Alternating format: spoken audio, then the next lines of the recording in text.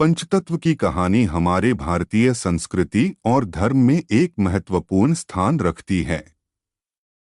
पंचतत्व अर्थात पांच तत्व पृथ्वी, जल, अग्नि, वायु और आकाश।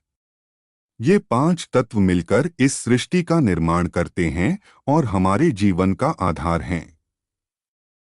आइए एक छोटी सी कहानी के माध्यम से इसे समझते हैं। प्राचीन समय की बात है, एक छोटे से गांव में एक ज्ञानी गुरुजी रहते थे। उनके पास दूर दूर से लोग ज्ञान प्राप्त करने आते थे।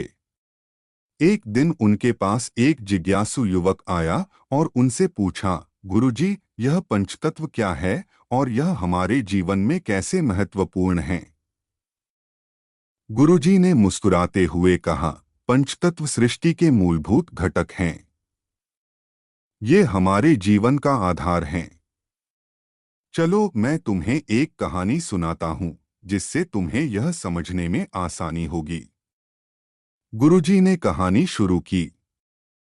बहुत समय पहले पृथ्वी, जल, अग्नि, वायु और आकाश पांचों तत्वों में एक विवाद हो गया कि कौन सबसे महत्वपूर्ण है। सभी अपने अपने महत्व पर जोर दे रहे थे। पृथ्वी ने कहा, मैं सबसे महत्वपूर्ण हूँ क्योंकि मैं ठोस हूँ। मेरे बिना कोई भी जीवित नहीं रह सकता।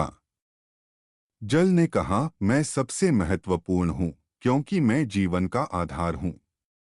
पानी के बिना कोई भी जीवित नहीं रह सकता। अग्नि ने कहा, मैं सबसे महत्वपूर्ण हूँ क्योंकि मैं ऊर्जा हूँ। मेरे बिना जीवन की गति नहीं हो सकती। वायु ने कहा, मैं सबसे महत्वपूर्ण हूँ क्योंकि मैं प्राणवायु हूँ। मेरे बिना कोई भी जीवित नहीं रह सकता। आकाश ने कहा, मैं सबसे महत्वपूर्ण हूँ क्योंकि मैं अनंत हूँ। मैं सबको अपने अंदर समेटे हुए हूँ। यह विवाद गुरुजी के पास पहुंच गया। गुरुजी ने सभी तत्वों को शांत किया और कहा, तुम सभी महत्वपूर्ण हो और एक दूसरे के बिना अधूरे हो। जैसे हमारे शरीर में सभी अंग मिलकर कार्य करते हैं, वैसे ही तुम पांचों मिलकर इस सृष्टि को चलाते हो।